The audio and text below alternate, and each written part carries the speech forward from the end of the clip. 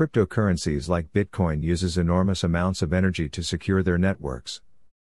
Mining new coins takes a lot of computing power because of the proof-of-work algorithm. The proof-of-work algorithm works by having all nodes solve a cryptographic puzzle. This puzzle is solved by miners, and the first one to find the solution gets the miner reward.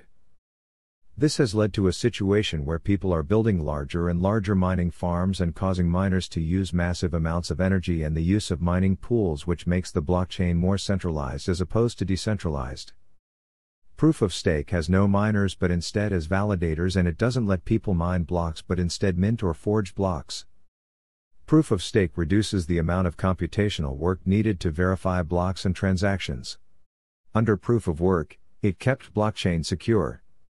Proof of stake changes the way blocks are verified using the machines of coin owners, so there doesn't need to be as much computational work done. The owners offer their coins as collateral, staking, for the chance to validate blocks and then become validators. Validators are selected randomly to confirm transactions and validate block information. This system randomizes who gets to collect fees rather than using a competitive rewards-based mechanism like proof of work. To become a validator, a coin owner must stake a specific number of coins. For instance, Ethereum requires 32 ETH to be staked before a user can become a validator. Blocks are validated by more than one validator, and when a specific number of the validators verify that the block is accurate, it is finalized and closed. How is proof of stake different from proof of work? Both consensus mechanisms help blockchains synchronize data, validate information, and process transactions. Each method has proven to be successful at maintaining a blockchain, although each has pros and cons. However, the two algorithms have very differing approaches. Under proof of stake, block creators are called validators. A validator checks transactions, verifies activity, votes on outcomes, and maintains records. Under proof of work, block creators are called miners. Miners work to solve for the hash, a cryptographic number, to verify transactions. In return for solving the hash, they are rewarded with a coin. You only need to own enough coins or tokens to become a validator on a proof-of-stake blockchain. For proof of work, miners must invest in processing equipment and incur hefty energy charges to power the machines attempting to solve the computations. The equipment and energy costs under proof-of-work mechanisms are expensive, limiting access to mining and strengthening the security of the blockchain. Proof-of-stake blockchains reduce the amount of processing power needed to validate block information and transactions. The mechanism also lowers network congestion and removes the rewards-based incentive proof-of-work blockchains have. Proof-of-stake is designed to reduce network congestion and environmental sustainability concerns surrounding the proof-of-work protocol.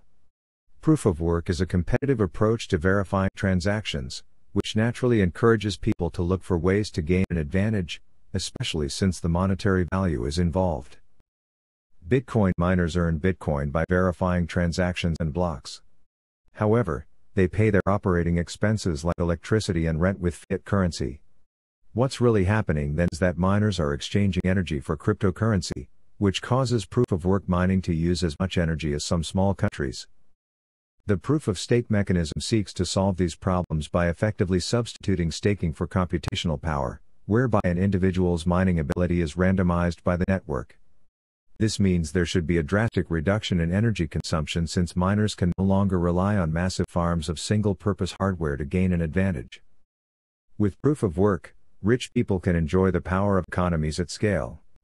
The price they pay for mining equipment and electricity doesn't go up in a linear fashion. Instead, the more they buy, the better prices they can get. But in proof of stake, if a node is chosen to validate the next block, he'll check if all the transactions within it are indeed valid. If everything checks out, the node signs off on the block and adds it to the blockchain. As a reward, the node receives the fees that are associated with each transaction. How can we trust other validators on the network? Well, that's where the stake comes in. Validators will lose a part of their stake if they approve fraudulent transactions. As long as the stake is higher than what the validator gets from the transaction fees, we can trust them to do their job correctly. Because if not, they lose more money than they gain. It's a financial motivator and holds up as long as the stake is higher than the sum of all the transaction fees. If a node stops being a validator, his stake plus all the transaction fees that he got will be released after a certain period of time. Not straight away, because the network still needs to be able to punish you, should they discover that some of your blocks were fraudulent. So, the differences between proof of work and proof of stake are quite significant. Proof of stake doesn't let everyone mine for new blocks and therefore uses considerably less energy. It's also more decentralized. In proof of work, we have something called mining pools. Those are people who are teaming up to increase their chances of mining a new block and thus collecting the reward. However, these pools now control large portions of the Bitcoin blockchain. They centralize the mining process, and that's dangerous. If the three biggest mining pools would merge together, they would have a majority stake in the network and could start approving fraudulent transactions. Another important advantage is that setting up a node for a proof of stake-based blockchain is a lot less expensive compared to a proof of work-based one.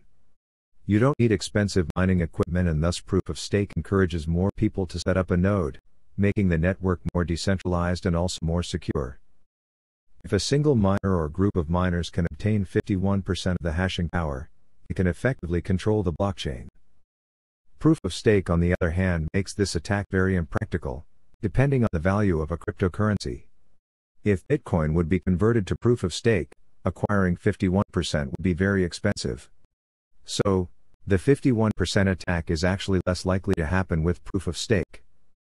Proof of stake brings additional risks when compared to proof of work, and a lot of research is needed to understand these risks and to mitigate them. The first cryptocurrency to adopt the proof of stake method was Peercoin. It was followed by NXT, Blackcoin, and Shadowcoin soon after, and more cryptocurrencies are likely to follow in the future. Ethereum, for instance, is working on implementing a proof of stake system which they call Casper. It's currently deployed on the Ethereum testnet and is actively being developed. I hope you found it interesting. Thanks for watching, and stay tuned for more.